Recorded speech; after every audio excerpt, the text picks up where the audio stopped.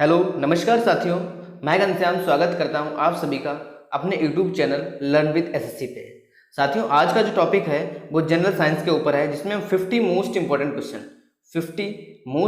Question करने वाले हैं। तो बढ़ते हैं पहले प्रश्न की तरफ। इससे पहले मैं कहना चाहूँगा, आप जितने भी लोग हमारे चैनल पर नए हैं तो प्लीज़ चैनल को सब्सक्राइब कर लें।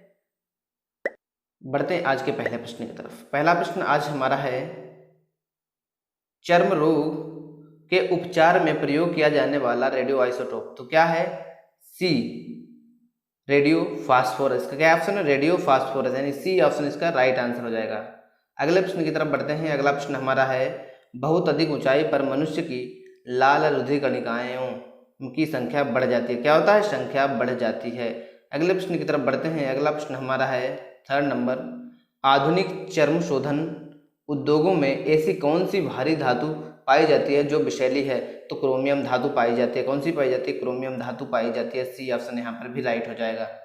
अगले प्रश्न की तरफ बढ़ते हैं साथियों। अगला प्रश्न, हमारे जितने भी प्रश्न होते हैं वो किसी न किसी सेट से उठाए जाते हैं, वो किसी न किसी गवर्नमेंट एग्जाम से उठाए जाते हैं। तो आप जितने भी प्रश्न हैं वो आप सभी लोगों के बहुत इंपॉर्टेंट है। इस वीडियो की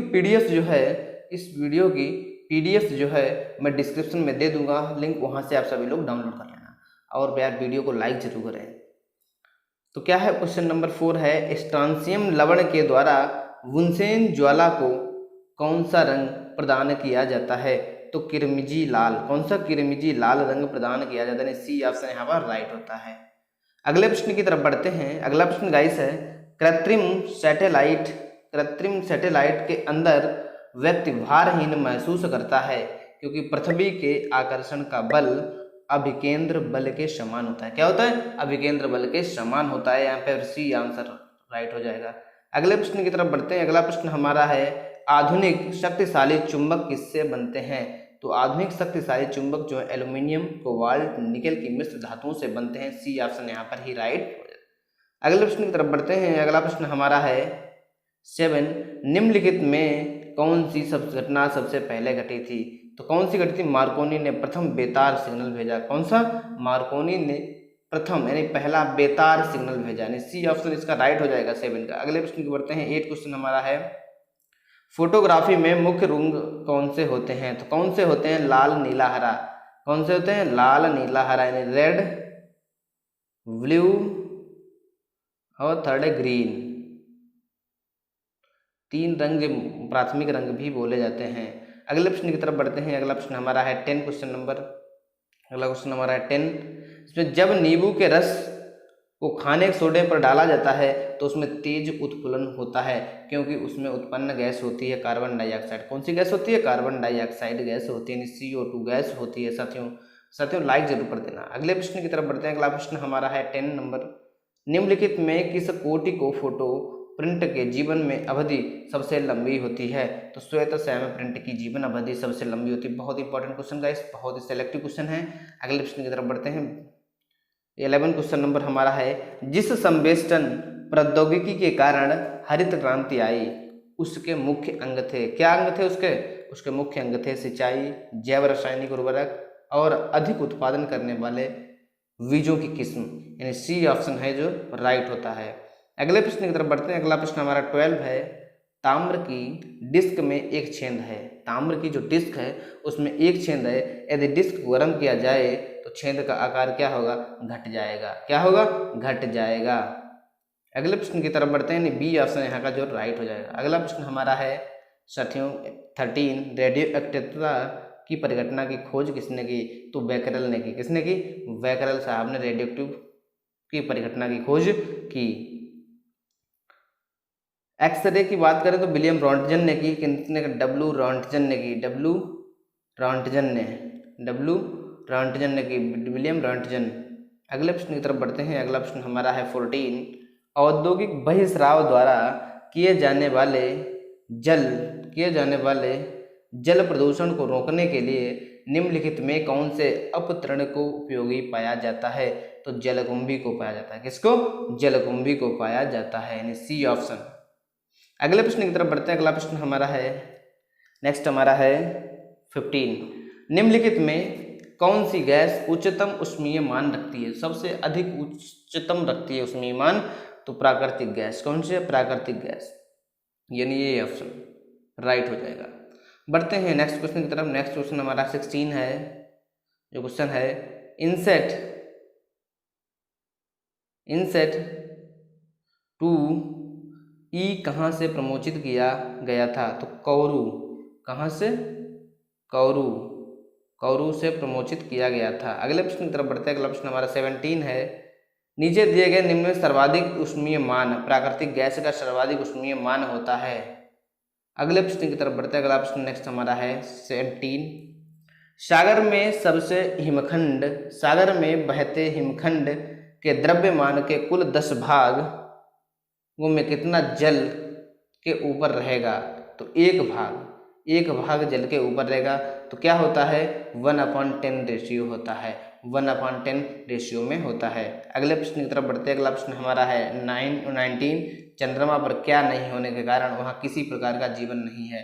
तो जल नहीं होने के कारण चंद्रमा पर क्या? जल नहीं है, यानी वाटर नहीं है चंद्रमा पर जल नहीं है, जल नहीं पाया जाता है। अगले प्रश्न की तरफ बढ़ते हैं। अगला प्रश्न हमारा 20 है, नाभिकीय रिएक्टर में इनमें से कौन सा ईंधन काम करता है? तो कौन सा काम करता है गाइस? यूरेनियम काम करता है। कौन सा काम करता है? यूरेनियम काम करता है, यानी बी ऑप्शन जो है यहाँ पर राइट हो जाता है।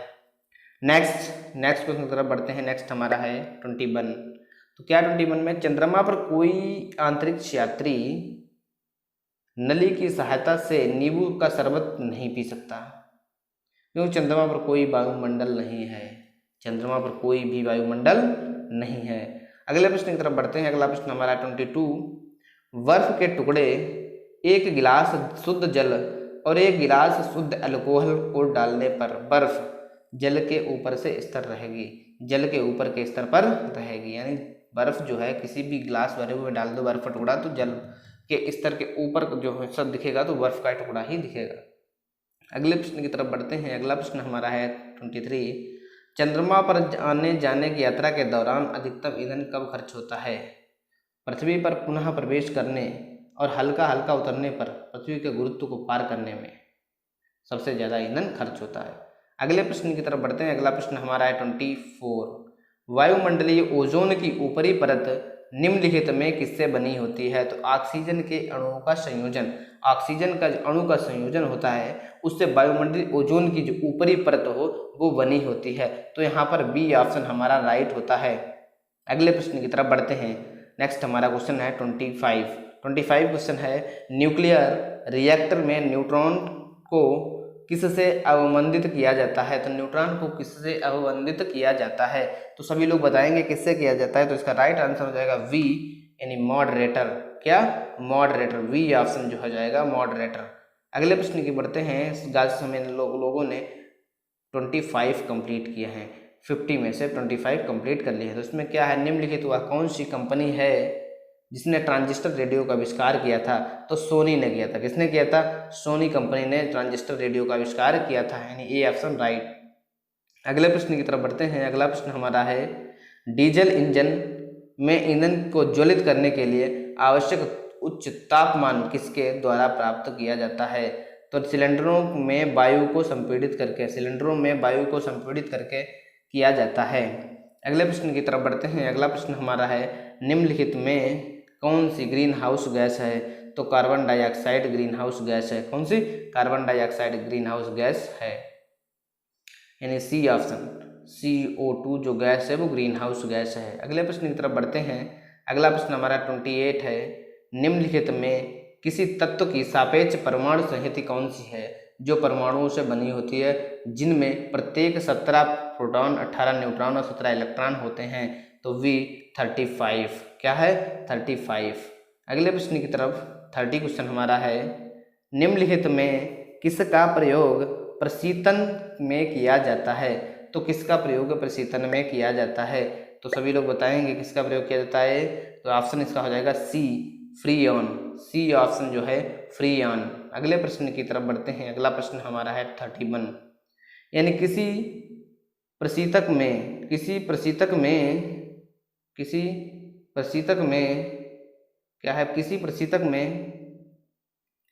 शीतल प्रणाली सदैव, क्या होती है? शीतल प्रणाली सदैव शीर्ष पर होनी चाहिए। किस पे?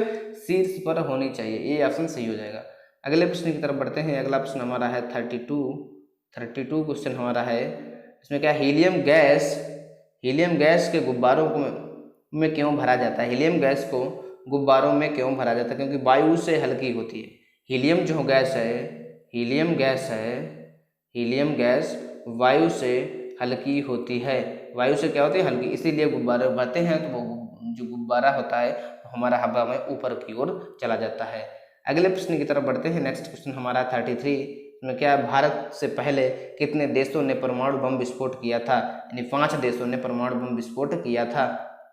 अगले प्रश्न की तरफ बढ़ते हैं। अगला प्रश्न हमारा है 34, अग्नि का सही वर्णन निम्नलिखित में किसके द्वारा होता है? तो अग्नि का सही वर्णन निम्नलिखित में दीर्घ परास मिसाइल के द्वारा होता है। किसके? दीर्घ परास मिसाइल, सी ऑप्शन यहाँ पर सही होता है। अगला प्रश्न हमारा है 35, अति लघु समय अंतरालों को सही समय मापने के लिए निम्नलिखित में किसका प्रयोग किया जाता है? तो परमाणु घड़ियों का प्रयोग किया जाता है। किसका प्रयोग किया जाता है? परमाणु घड़ियों का प्रयोग किया जाता है, यानी सी ऑप्शन जो है राइट हो जाएगा।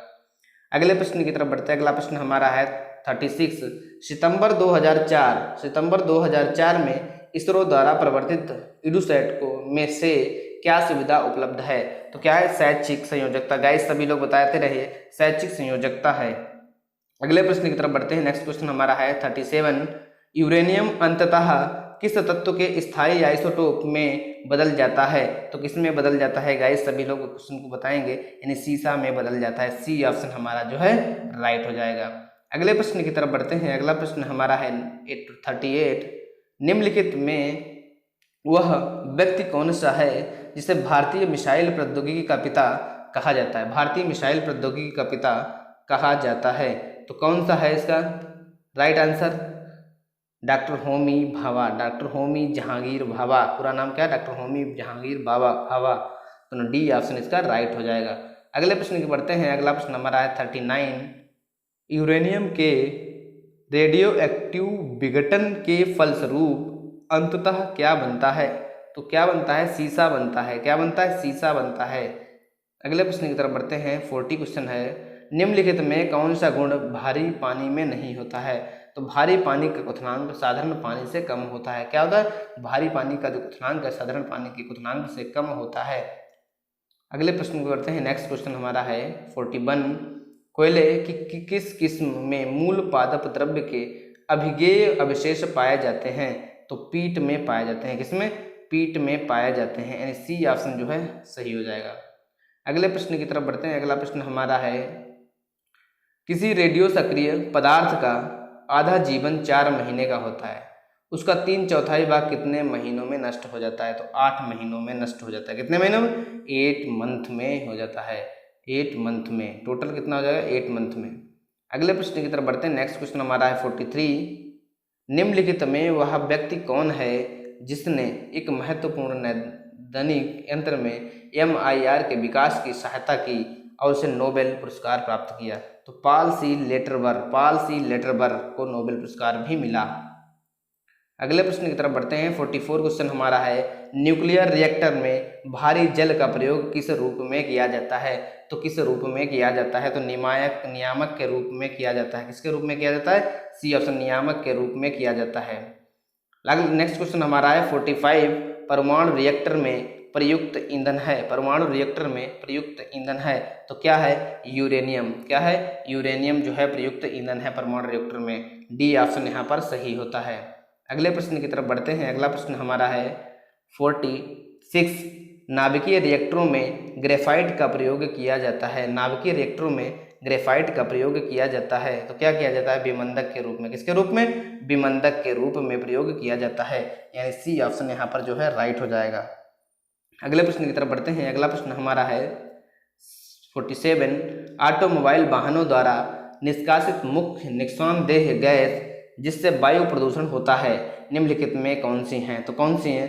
Carbon monoxide, carbon monoxide gas हैं। अगले प्रश्न की तरफ बढ़ते हैं साथियों। अगला प्रश्न हमारा है 48, भारत में निर्मित कौन सा मध्यमवर्ती परास परमाणु क्षमता का योग्य प्रक्षेपास्त्र है? तो अग्नि है। क्या है?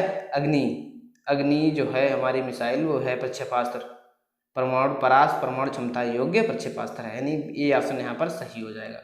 अगले प्रश्न की तरफ बढ़ते हैं। अगला प्रश्न हमारा है 49, अंकीय सिग्नल में किस प्रलेख को कोडन करने के बाद उसे टेलीफोन, टेलेक्स या उपग्रह के द्वारा प्राप्तकर्ता के पास भेजा जाता है, जहां इसका विकोडन किया जाता है और मूल प्रलेख की सही प्रति तैयार की जाती है।